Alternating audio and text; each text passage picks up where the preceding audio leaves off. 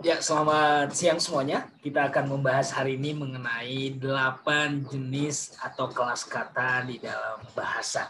Jadi semua bahasa memiliki 8 jenis kata ini. Nah, jenis kata inilah yang sebenarnya dasar kita nanti untuk membuat kalimat lengkap. Jadi tolong diperhatikan, nanti kita membahas satu persatu. Saya akan share screen dan kita bahas bersama.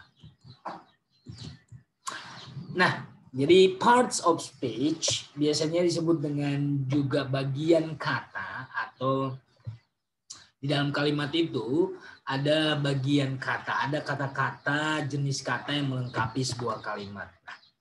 Jadi yang pertama adalah kata benda atau disebut dengan noun. Ya. Yang kedua pronoun, kata ganti kata benda. Biar lebih paham, noun ini contohnya a book, sebuah buku. Nah, pronounnya it. Kalau saya bilang two books, pronounnya nanti menjadi they. Kalau saya bilang Santo, pronounnya he. Kalau Santo and I, Santo dan saya, pronounnya we. Jadi itulah hubungan noun dan pronoun. Yang ketiga adalah adjective. Adjective itu adalah kata sifat. Saya ulangi, kata sifat adalah karakter atau ciri-ciri sebuah benda. Contohnya bendanya adalah rambut. Ciri-cirinya apa? Hitam, pendek, keriting. Nah, verb adalah kata kerja. Nah, kata kerja inilah yang memang kita biasa harus pelajari ketika kita mempelajari tense. Jadi kapan aktivitas atau kejadian tersebut terjadi, ya. Karena di bahasa Inggris ada 3 bentuk kata kerja yang memang harus kita pahami, bentuk 1, 2, dan 3. Kelima adalah adverb. Adverb ini terbagi 3 secara umum, ada keterangan waktu, keterangan cara, dan keterangan tempat. Conjunction adalah conjunct, artinya menyambung. Jadi conjunction itu kata sambung. You and I, kamu dan saya. You, I itu dua orang disambung, and di tengah, saya dan kamu, atau kamu dan saya. You and I. Kamu atau saya, you or I. Nah, jadi you or I. Jadi ada or, and, ya, for, but nanti, ya. Menyambung kata, menyambung kalimat, menyambung klausa. Jadi itu adalah kata sambung. Yang ketujuh adalah preposisi. Preposition ini adalah namanya preposisi, artinya merujuk atau menunjuk benda. Ya, contohnya posisi benda misalkan di atas meja, on the table, on, in, by, above, below. Nah, itulah preposisi. Nah, yang terakhir adalah interjection. Interjection itu adalah kata seru. Biasanya kita gunakan di saat kita misalkan wow, ya, ouch. Nah, seperti itu. Jadi itulah kata seru yang ada tanda serunya nanti seperti ini, ya. Oke, kita bahas satu persatu. Apa sih nouns? Ya, a noun is a person, place, thing, or idea. Jadi kata benda itu kategorinya adalah orang, tempat, sesuatu, atau ide, ya. Jadi benda itu ada yang abstrak, ada yang konkret, ya. Ada yang terlihat, ada yang tidak terlihat. Yang terlihat itu abstrak, secara kasat mata kita bisa melihat benda tersebut, contohnya buku, kamar, kamu, kita, ruangan, kelapa, pantai. Nah, kalau yang abstrak ya tidak bisa dilihat tapi bisa dirasakan. Biasanya ciri-cirinya di bahasa Indonesia ada akhiran an, persahabatan, kemunafikan, kebencian, ya. Itulah kata benda yang secara umum kita ini yang terlihat dan tak terlihat, abstrak dan konkret, ya. Oke, pembagian yang kedua ada kata benda yang bisa dihitung dan tidak bisa dihitung. Contohnya air tidak bisa dihitung air, tapi takarannya bisa, ya. Uang tidak bisa dihitung jenis uangnya, bahan uangnya, tetapi jumlahnya bisa dihitung. Nah, seperti itu. Jadi takarannya yang bisa dihitung. Benda yang bisa dibuat bentuk plural dan tidak bentuk plural atau selalu bentuk singular. Oke, di sini ada a noun is a person. Nah, ini orang, tempat, thing, dog, idea itu rasa, perasaan, love, cinta, ya. Jadi yang di bagian bawah ini bakery, toko roti, itu merujuk ke tempat, dog itu merujuk ke thing selain manusia. Manusia itu Kylie, Naomi, ya. Love, cinta. Ini yang sebut tadi benda yang abstrak. Love, cinta. Tidak bisa dilihat tapi bisa dirasakan. Oke? Ya. Jadi kita lanjut. Kalau itu noun, kita lanjut di bawahnya. Ya. Nah, di kalimat di bawah ini, which words are noun? Yang mana di sini noun di kalimat ini ya? Di yang saya tebelan inilah kalimatnya. Nah, kita disuruh untuk yang mana noun di sini. Noun secara umum tadi manusia, benda, tempat, dan ide ya. Caleb loves to play Nintendo ya. Jadi ini to play Nintendo. Nah, ini artinya yang apa yang dimainkan ini langsung kelihatan bendanya Nintendo ya. Oke, Caleb and Nintendo. Caleb itu manusia, ya. Nintendo itu sesuatu. Jadi ya dua ini disebut dengan kata benda. Kita lihat ya. Oke, answer-nya Caleb and Nintendo. Adalah kata benda di dalam kalimat tersebut. Caleb adalah orang, Nintendo adalah sesuatu. Ya. Jadi sudah paham ya? Oke. Ya, types, jenis-jenis kata benda. Ada common nouns. Ya, common noun adalah sebuah kata benda yang tidak memiliki nama yang secara khusus.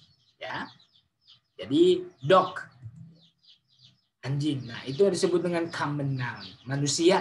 Nah, tapi kan secara umum itu, tapi secara khusus kan namanya ada. Misalkan dog, anjing ini disebut Blackie. Nah, Blackie lah nama spesifiknya. Tapi common adalah benda-benda yang secara umum yang tidak punya nama. Maksudnya tidak nama secara khusus. Ya, manusia ya manusia. Manusia kan bisa saja secara khusus bisa laki-laki, perempuan. Laki-laki dan perempuan juga common. Nah, jadi secara khususnya lagi apa? Maria, ya, Thomas. Nah, itu bisa secara khusus kita lihat. Nah, itu common noun itu adalah benda yang secara umum ya. Oke, proper noun adalah nama yang spesifik. Contohnya secara umum tadi kota. Kota apa? Jakarta. Nah, Jakarta lah disebut proper noun. Ya, sudah ada julukannya. Jadi nama kamu, nama saya itu sudah proper noun. Sedangkan common noun kan saya dan kamu kan manusia. Jadi manusia, human itu common noun. Jadi bedanya common noun dengan proper noun. Common noun secara umum, proper noun secara spesifik atau nama julukan. Oke, common noun ya. Lihat ini. Ini adalah jenis-jenis common noun ya. The cow jumped over the moon ya. Oke, sapi itu meloncat ke arah bulan ya. Oke, ini bahasanya terlalu berlebihan ya. Kami we celebrate my birthday with a great big chocolate cake. Jadi ulang tahun dan cake ya, kue ulang tahun. Nah, ini secara umum ya. Oke, I ran the 5 kilometer race in town last week. Jadi pertandingan, kota, dan minggu itu adalah common noun. Propernya apa? Kalau week berarti nama-nama hari berarti ya. Kalau town berarti nama-nama kota. Race nama-nama pertandingan. Jadi ini secara umum pertandingan, kota, minggu adalah common noun. The cherries were very tasty. Nah, buah cherry secara umum ya. I play basketball and class. Oke, jadi itulah nama-nama common noun. Oke, kita lihat di sini. In the following sentence, what is the common noun? Ya, ini kita lihat kalimatnya. Sean cut the grass. Ya, jadi yang mana common noun? Sean nggak mungkin karena ini spesifik nama orang berarti proper. Yang common yang mana? Rumput. Berarti nama common adalah grass. Common ya. Rumput adalah nama secara umum ya di dalam kalimat tersebut karena rumput tersebut adalah sesuatu tapi tidak spesifik, suatu benda tapi tidak spesifik. Sedangkan Sean adalah disebut proper noun seperti yang saya bilang tadi karena itu sudah nama julukan atau nama yang sudah diberikan secara khusus kepada laki-laki atau manusia bernama Sean. Ya. Oke. Nah, ada proper noun yang tadi saya bilang julukan spesifik sudah ada nama khususnya, bukan secara umum ya. West Middle School. School kan secara umum, tapi ada nama sekolahnya West Middle School. Jadi sekolah menengah di barat. Jadi ini nama sekolah West Middle School ya. is a great place to learn. Ya, West Middle sekolah West Middle adalah sebuah tempat yang bagus untuk belajar. Ya. Shopping at the Grand Tourist Mall. Jadi ini nama mallnya ya. Jadi ini secara khusus langsung ya. Can be hectic during the holidays. I want to Horizon Cinemas. Nah ini nama bioskopnya Horizon. Jadi namanya langsung ada ya. Oke. Caleb and Kylie. Lihat ini. Laki-laki namanya Caleb, Kylie. Nama perempuan. Jadi ini adalah proper noun. Ingat proper adalah nama yang sudah diberikan secara khusus kepada benda. Ya. Read 180 artinya ini adalah sebuah nama buku ya. Jadi semua nama proper itu harus diikuti oleh kata huruf capital ya. Sedangkan kalau secara umum dia common nouns dia tidak capital. Lihat perbedaannya. Lihat ya. Jadi ini H, G, C, M, H, C, S, R. Jadi semua nama proper nouns atau nama yang sudah spesifik kita tuliskan dengan huruf capital. Oke, proper noun name ya. Benda-benda yang sudah ada julukannya memberikan nama terhadap orang yang khusus, yang secara khusus, tempat secara khusus atau sesuatu secara khusus. Lihat. What is the proper noun in the sentence? Kita lihat ya. Di kalimat ini, he walks across the Mykonos Bridge. Lihat. Gampang banget, ini sudah huruf besar, ya. Berarti ini adalah nama khusus. Berarti nama jembatannya adalah Mykonos. Jadi nomor B-nya yang benar ya. Kita lihat, iya benar. Mykonos Bridge is the proper noun karena ini sudah diberikan nama secara khusus untuk jembatan. Jadi jembatan Mykonos, ya. Dan dari sini kita paham capital, huruf besar dan huruf besar ya. Oke. Nah, kita langsung ke pronouns. Tadi nouns ya, sekarang pronouns. Pronouns itu adalah kata ganti benda. Contohnya ya, a pronoun is a word that takes the place of noun. Sebuah pronoun, sebuah kata ganti benda adalah sebuah kata yang mengambil alih tempat dan sebuah benda. Maksudnya gini. Contohnya I ya. Me, my, you, your, he, she, it. Nah, yang kita pelajari kan ada subject pronoun, object pronoun. Nah, secara khusus misalkan nama saya Gunawan, tapi saya bilang saya I, ya. Pengganti nama saya itu saya bilang I. Ya, untuk objeknya saya bilang me, ya. Oke, you, your itu kepemilikan. Jadi seperti itu ya, guys. Jadi ada namanya possessive pronoun. Jadi yang kita pelajari itu semuanya adalah pronouns ketika kita mempelajari I, you, they, we, she, he, it, and then objeknya me, you, them, us, her, his. Kalau kepemilikan my, your, his, her, their, our. Jadi itulah namanya pronouns. Kita lanjut. Iya. Sebuah pronoun adalah yang saya bilang tadi, sebuah kata yang menggantikan tempat dan tempat takes place artinya menggantikan sebuah noun ya, pengganti sebuah noun ya. Oke, dibandingkan kita mengatakan Erin likes to eat, kamu bisa bilang she likes to eat ya. Jadi Erin ini digantikan dengan kata she, dia ya. Ini ya secara khusus, tapi pronouns pengganti Erin ini kita bisa gantikan dengan she karena she itu adalah seorang perempuan, karena Erin ini adalah seorang perempuan. Oke. Nah, jadi kita dibuatkan scene practice ya, latihan. What is the pronoun of the following sentence? Di mana pronoun di kalimat berikut ini? I sing loudly in the shower. Ya. I sing loudly. I. Ya. Itu adalah pronounnya I. Nama saya kan Gunawan, tapi saya bilang I saja. Jadi ya I. I is the pronoun because it takes the place of noun. Nah, setelah pronoun kita masuk ke adjective. Saya bilang tadi adjective adalah ciri-ciri atau karakter dari sebuah benda. Jadi sebuah kata sifat adalah sebuah kata yang menjelaskan sebuah noun dan pronoun. Noun dan pronoun itu sama ya, hanya pronoun itu penggantinya tadi ya. It tells what kind, how many, and which one. Jadi secara khusus tadi saya bilang ciri-ciri dari benda tersebut. Jadi Kata sifat itu menceritakan jenis atau menjelaskan jenis, jumlah, dan jenis. Which one is juga jenis ya. Jadi pokoknya ciri-ciri sebuah benda. Lihat ini. Ini adalah kemeja. Ciri-ciri kemeja itu bisa dari warna, harga, besar atau tidak. Jadi itu semua ciri-ciri. Makanya green shirt, greennya adalah kata sifatnya, shirt adalah bendanya ya. Kemeja yang hijau atau kemeja berwarna hijau. Sour limes ya. Berarti ini jeruk yang asam ya. Jadi jeruk yang sifatnya asam ya. Oke. Oke, here is the example. Erin has blonde hair. Ya, ini adalah kalimatnya. Yang mana di kalimat ini yang menyatakan, yang merujuk pada kata sifat? Lihat, bendanya mana? Rambut. Rambut yang mana? Yang berwarna kekuning-kuningan. Berarti warna keemasan. Berarti has blonde. Blonde inilah kata sifatnya, sifat dari rambutnya. Ya, blonde is an adjective because it describes Erin's hair. Ya.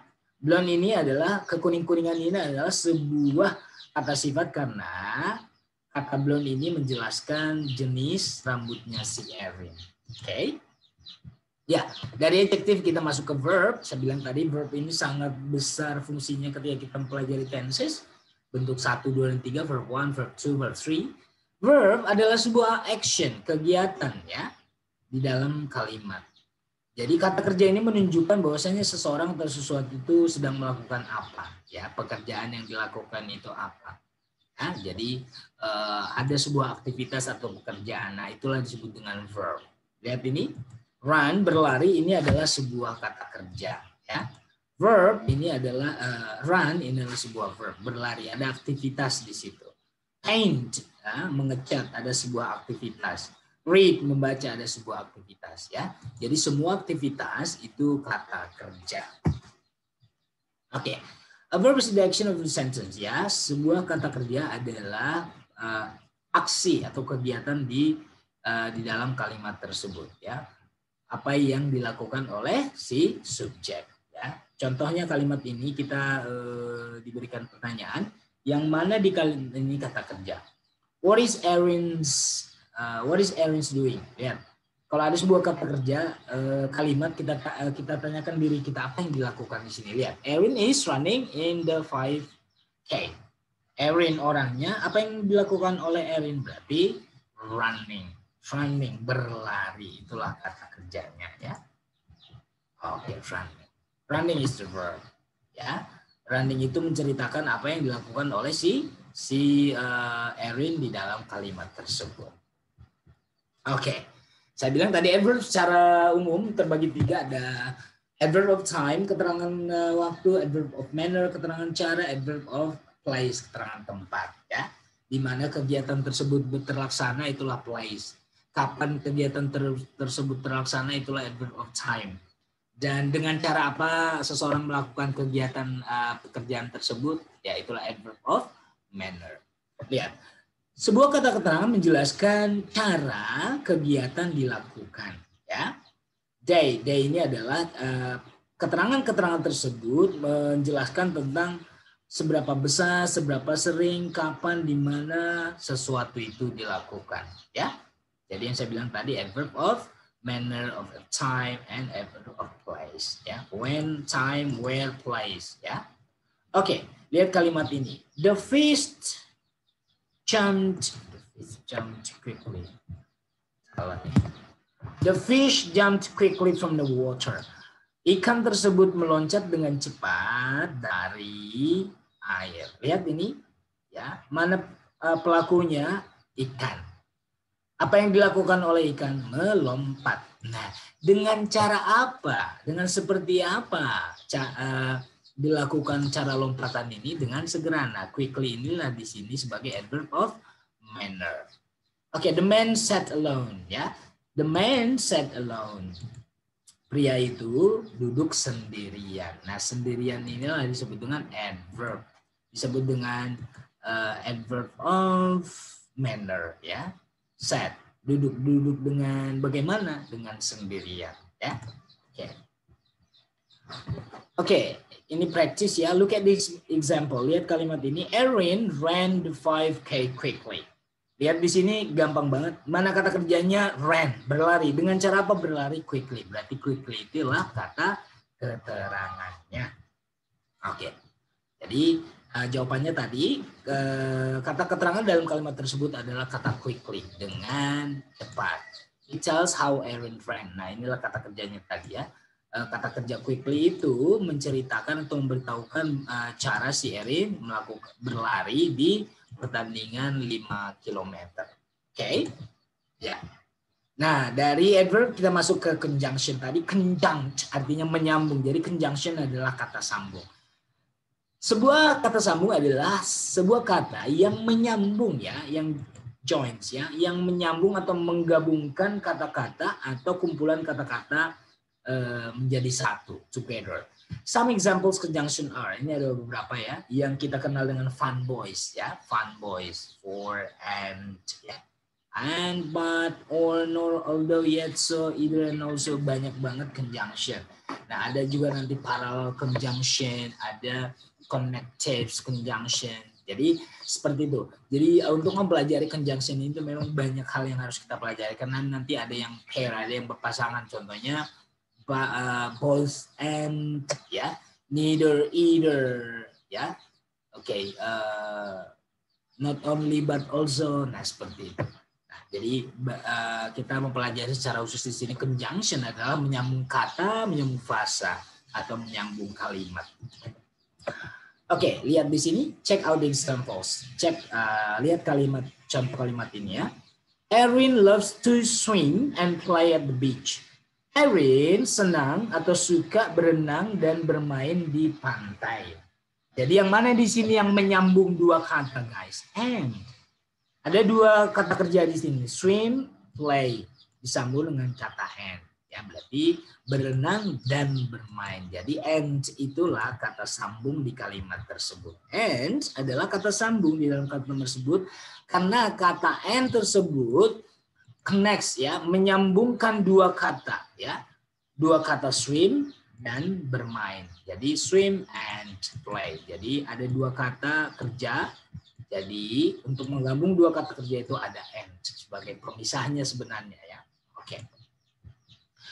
Ya, dari conjunction kita masuk preposition. Preposition menunjuk kepada lokasi atau tempat sebuah benda. Lihat ini. Sebuah preposisi adalah sebuah kata yang menunjukkan posisi atau arah. Ya, beberapa contoh dari preposisi in, out. Ya, kita garis miringin ini. In, out.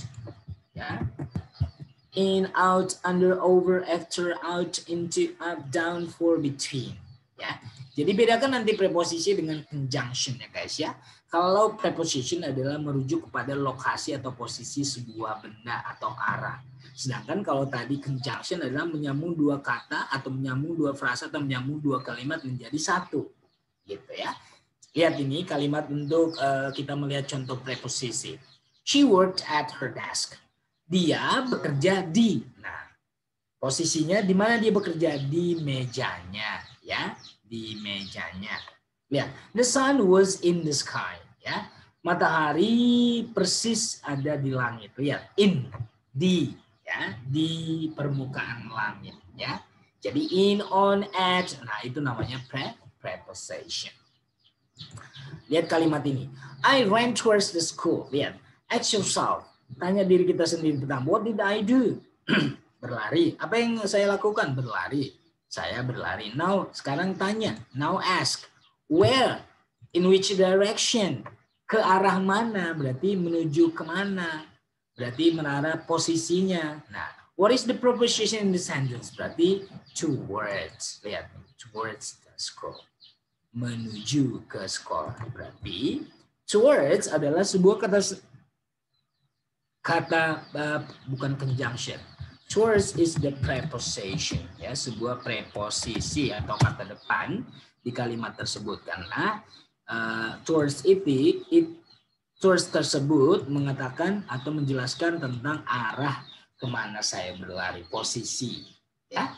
Jadi itu namanya preposition. Nah, dari preposisi kita masuk ke interjection. Saya bilang tadi interjection adalah kata seru. Jadi ini biasanya untuk pelengkap kalimat. Contohnya, wow, ouch, super. Nah, excellent. Ya.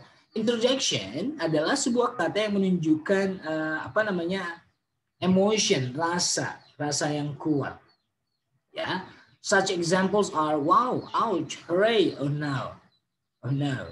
Ya. Interjection dapat juga memberikan kalimat itu menjadi hidup, ya. Can really live in a sentence. Ya.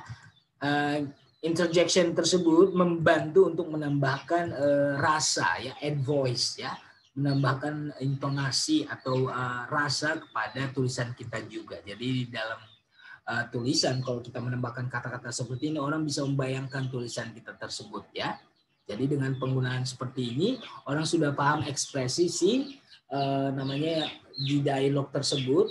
Kita bisa merasakan bagaimana keadaan the